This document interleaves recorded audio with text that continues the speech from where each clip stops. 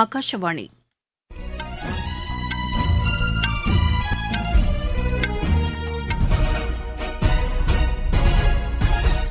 செய்திகள் வாசிப்பவர் வடிவழகி கபிலன். தலைப்புச் செய்திகள்: நாடு முழுவதும் மக்களவைத் தேர்தலில் முதற்கட்ட வாக்குப்பதிவு நடைபெறவுள்ள 102 தொகுதிகளில் அரசியல் தலைவர்களின் பிரச்சாரம் விறுவிறுப்படைந்துள்ளது.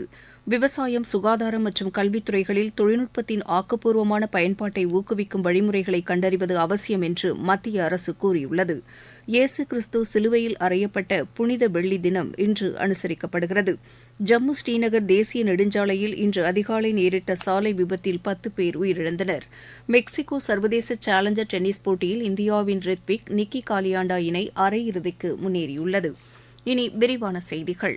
தமிழகத்தில் 39 தொகுதிகள் உட்பட நாடு முழுவதும் மக்களவைத் தேர்தல் முதற்கட்ட வாக்குப்பதிவு நடைபெறவுள்ள 102 தொகுதிகளில் தேர்தல் பிரச்சாரம் விறுவிறுப்படைந்துள்ளது. முதற்கட்ட தேர்தலுக்கான வாக்குப்பதிவு ஏப்ரல் மாதம் 19ஆம் தேதி நடைபெறவுள்ளது. வாக்கு எண்ணிக்கை ஜூன் மாதம் 4ஆம் தேதி நடைபெறும். தேர்தலையொட்டி முக்கிய அரசியல் கட்சிகளின் தலைவர்கள் தங்கள் கட்சி வேட்பாளர்களை ஆதரித்து வாக்கு சேகரிப்பில் ஈடுபட்டுள்ளனர். திருவள்ளூர் தொகுதியில் திமுக கூட்டணி சார்பில் போட்டியிடும் காங்கிரஸ் வேட்பாளரை ஆதரித்து திமுக இளைஞரணி செயலாளர் திரு உதயநிதி ஸ்டாலின் பல்வேறு பகுதிகளில் வாக்கு சேகரித்தார். ஸ்ரீபெரும்புதூர் தொகுதியில் பிஜேபி கூட்டணி சார்பில் போட்டியிடும் தமாக வேட்பாளரை ஆதரித்து பிஜேபி மாநில தலைவர் திரு அண்ணாமலை ஸ்ரீபெரும்புதூர் மற்றும் பல்வேறு இடங்களில் பிரச்சாரம் மேற்கொண்டார். விருதுநகர் மற்றும் மதுரையில் நடைபெற்ற தேர்தல் பிரச்சார பொதுக்கூட்டங்களில் அஇஅதிமுக கூட்டணி வேட்பாளர்களை ஆதரித்து அக்கட்சியின் பொதுச் செயலாளர் திரு எடப்பாடி பழனிசாமி நேற்று பிரச்சாரம் மேற்கொண்டார். இதற்கிடையே தமிழகத்தில் 39 மக்களவைத் தொகுதிகளில் 1741 வேட்புமனுக்கள் தாக்கல் செய்யப்பட்ட நிலையில் நேற்று மனுக்கள் பரிசீலனையின்போது 933 மனுக்கள் ஏற்றுக் கொள்ளப்பட்டன. 569 மனுக்கள் நிராகரிக்கப்பட்டுள்ளதாக தேர்தல் ஆணையம் தெரிவித்துள்ளது. மக்களவைத் தேர்தலுடன் நடைபெறவுள்ள விளவங்கோடு சட்டப்பேரவை தொகுதி இடைத்தேர்தலில் போட்டியிட 22 பேர் வேட்புமனு தாக்கல் செய்திருந்தனர். இவர்களில் 13 வேட்பாளர்களின் மனுக்கள் ஏற்றுக் கொள்ளப்பட்டுள்ளதாகவும் தேர்தல் ஆணையம் தெரிவித்துள்ளது. மாநிலம் முழுவதும் உரிய ஆவணமின்றி கொண்டு செல்லப்படும் பணம் மற்றும் பரிசுப் பொருட்களை தேர்தல் பறக்கும் படையினர் பறிமுதல் செய்து வருகின்றனர். திருச்சி மக்களவைத் தொகுதியில் தேர்தல் தொடர்பான புகார்களை 9487464651 என்ற கைபேசி எண்ணில் தெரிவிக்கலாம் என்று மாவட்ட காவல் கண்காணிப்பாளர் திரு வருண்குமார் தெரிவித்துள்ளார். இந்நிலையில் அங்கீகரிக்கப்பட்ட தேசிய மற்றும் மாநில அரசியல் கட்சிகளுக்கு தொலைக்காட்சி மற்றும் வானொலியில் தேர்தல் பிரச்சாரம் மேற்கொள்ள தேர்தல் ஆணையம் ஏற்பாடு செய்துள்ளது. தேசிய கட்சிகள் தூர்தர்ஷனில் 15 மணி நேரத்திற்கு குறையாமலும், மாநில கட்சிகள் 30 மணி நேரத்திற்கு குறையாமலும் பிரச்சாரம் செய்ய நேரம் ஒதுக்கீடு செய்யப்படும் என்று ஆணையம் அறிவித்துள்ளது. இதேபோல் வானொலியிலும் அங்கீகரிக்கப்பட்ட தேசிய மற்றும் மாநில அரசியல் கட்சிகள் பிரச்சாரம் செய்ய நேரம் ஒதுக்கீடு செய்யப்பட உள்ளது. இதுகுறித்த வழிகாட்டு நெறிமுறைகளை தேர்தல் ஆணையம் தனது இணையதளத்தில் வெளியிட்டுள்ளது. ஜம்மு காஷ்மீரில் உள்ள 5 மக்களவைத் தொகுதிகளுக்கும் தலா 2 மத்திய பார்வையாளர்களை நியமிக்க தேர்தல் ஆணையம் முடிவு செய்துள்ளது. அங்குள்ள வாக்குச்சாவடிகளில் நுண் பார்வையாளர்களை ஜம்மு காஷ்மீர் யூனியன் பிரதேச தேர்தல் அதிகாரிகள் பணி அமர்த்துவார்கள் என்று தேர்தல் ஆணையம் தெரிவித்துள்ளது. 2 மத்திய பார்வையாளர்களில் ஒருவர் பொது பார்வையாளராகவும் மற்றொருவர் செலவின பார்வையாளராகவும் செயல்படுவார்கள் என்று தேர்தல் ஆணையம் கூறியுள்ளது. மக்களவைத் தேர்தலில் முதல்முறை வாக்காளர்கள் வாக்களிப்பதை ஊக்குவிப்பதற்கு நாடு முழுவதும் பல்வேறு விழிப்புணர்வு நிகழ்ச்சிகள் மேற்கொள்ளப்பட்டு வருகின்றன. தமிழகத்தின் அனைத்து மாவட்டங்களிலும் இது தொடர்பான விழிப்புணர்வு பிரச்சாரங்கள் நடைபெற்று வருகின்றன. தேனி மாவட்டத்தைச் சேர்ந்த முதல்முறை வாக்களிக்க உள்ள மாணவிகள் அனைவரும் கட்டாயம் வாக்களிக்க வேண்டும் என்று கேட்டுக் கொண்டனர். இந்த எம்பி எலெக்ஷன்ல நான் நேர்மையா ஓட்டு போடுவேன். யாரும் காசு வாங்கிட்டு ஓட்டு போடாம எல்லாருமே நேர்மையா ஓட்டு போடுங்க. யாரும் ஓட்டு போடாம இருக்காதீங்க. அனைவரும் ஓட்டு போடுங்க. ஃபர்ஸ்ட் டைம் ஓட்டு போறது ரொம்ப பெருமையா நினைக்கிறேன். ஏன்னா என் ஓட்டு என் உரிமை. நான் என்னோட உரிமை யாருக்கும் விட்டு கொடுக்க மாட்டேன். அந்த மாதிரி நீங்களும் எல்லாரும் ஓட்டு போடுங்க. நான் ஃபர்ஸ்ட் டைம் இப்பதான் ஓட்டு போட போறேன். அது எனக்கு ரொம்ப எக்ஸைட்மெண்ட் அண்ட் ஹாப்பியாவும் இருக்கு. என்னோட ஓட்டு நல்ல ஒரு எம்பியை தேர்ந்தெடுக்கணும்னு நம்புறேன். நம்ம ஓட்டு நம்ம உரிமை. எல்லாரும் கண்டிப்பா ஓட்டு போட்டுருங்க. விவசாயம், சுகாதாரம் மற்றும் கல்வித்துறைகளில் தொழில்நுட்பத்தின் ஆக்கப்பூர்வமான பயன்பாட்டை ஊக்குவிக்கும் வழிமுறைகளை கண்டறிவது அவசியம் என்று மத்திய அரசு கூறியுள்ளது. புதுதில்லியில் மைக்ரோசாப்ட் நிறுவனத்தின் முன்னாள் தலைவர் திரு பில்கேட்ஸுடன் கலந்துரையாடிய பிரதமர் திரு நரேந்திர மோடி இந்த துறைகளை மேம்படுத்துவதில் நவீன தொழில்நுட்பங்கள் முக்கிய பங்கு வகிப்பதாக கூறினார்.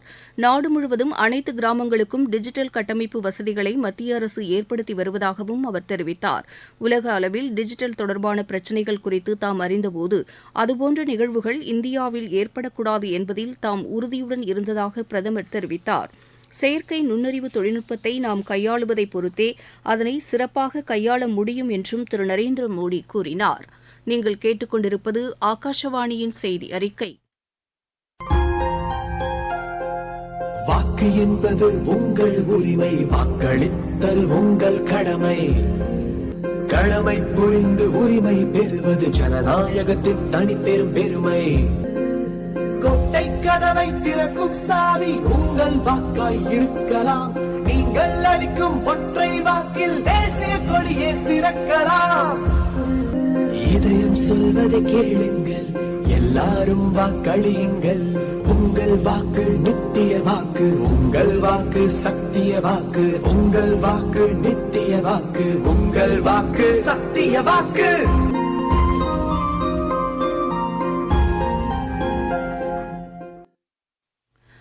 இந்தியா வந்துள்ள யுக்ரைன் வெளியுறவுத்துறை அமைச்சர் திரு திமித்ரோ குலேபா புதுதில்லியில் இன்று வெளியுறவுத்துறை அமைச்சர் திரு ஜெய்சங்கரை சந்தித்து பேசினார்.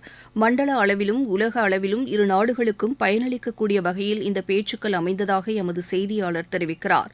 இருதரப்பு ஒத்துழைப்பை மேம்படுத்துவது குறித்தும் அவர்கள் ஆலோசனை மேற்கொண்டதாக அவர் மேலும் தெரிவிக்கிறார்.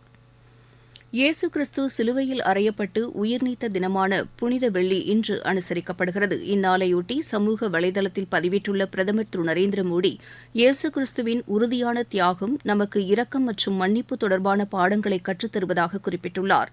அவருடைய தியாகத்தின் அடிப்படையில் அனைவரும் வலிமையை பெறுவோம் என்று நம்புவதாகவும் திரு நரேந்திர மோடி கூறியுள்ளார். புனித வெள்ளி தினத்தையொட்டி தமிழகம் உட்பட நாடு முழுவதும் தேவாலயங்களில் சிறப்பு பிரார்த்தனைகள் நடைபெற்று வருகின்றன. இந்நாளையொட்டி நாகை மாவட்டம் வேளாங்கண்ணி பேராலயத்தில் ஏராளமானோர் குவிந்திருப்பதாகவும் பாதுகாப்பு பலப்படுத்தப்பட்டிருப்பதாகவும் எமது செய்தியாளர் தெரிவிக்கிறார். உலக புகழ்பெற்ற வேளாங்கண்ணியில் இன்று நடைபெறும் புனித வெள்ளி இறை வழிபாட்டில் கலந்து கொள்ள தமிழகம் மட்டுமின்றி பல்வேறு மாநிலங்களிலிருந்து பக்தர்கள் குவிந்துள்ளனர். வேளாங்கண்ணி பேராலய கலையரங்கில் இன்று இரவு நடைபெறும் இறை வழிபாடு, பொது மன்றாட்டு, திருச்சிலுவை முத்தி செய்யும் நிகழ்வு, ஆராதனை உள்ளிட்டவைகளில் பங்கு தந்தையர்கள் சிறப்பு திருப்பலிகளை நடத்துவார்கள். தொடர்ந்து அங்கு திவ்ய நற்கருணை ஆசிரியர் நடைபெறுகிறது. இந்நிலையில் வேளாங்கண்ணி கடற்கரை, கடைவீதி உள்ளிட்ட அனைத்து பகுதிகளும் பக்தர்களும் சுற்றுலாவினரும் கூட்டம் கூட்டமாக நிரம்பியுள்ளனர். இதனால் வேளாங்கண்ணி பகுதி முழுவதும் போக்குவரத்து மாற்றம் செய்யப்பட்டுள்ளது. இதையடுத்து காவல்துறையினர் விரிவான பாதுகாப்பு ஏற்பாடுகளையும் செய்துள்ளனர்.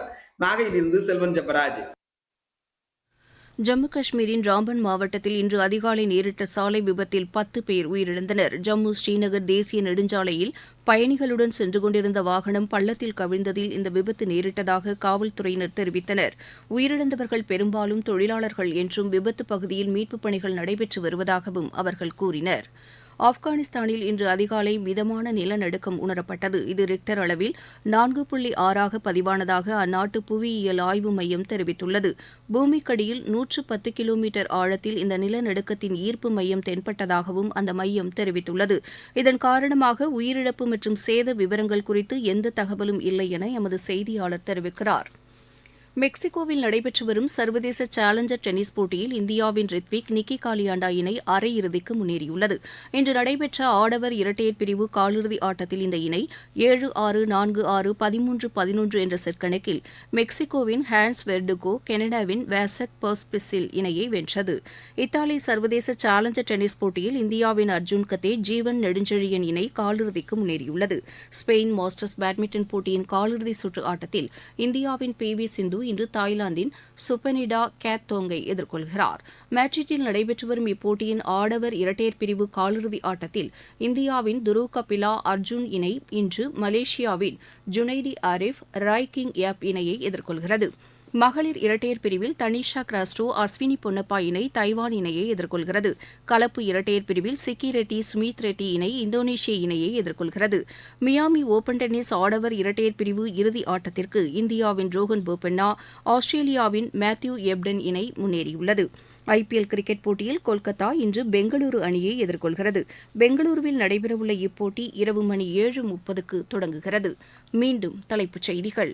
நாடு முழுவதும் மக்களவைத் தேர்தலில் முதற்கட்ட வாக்குப்பதிவு நடைபெறவுள்ள 102 தொகுதிகளில் அரசியல் தலைவர்களின் பிரச்சாரம் விறுவிறுப்படைந்துள்ளது.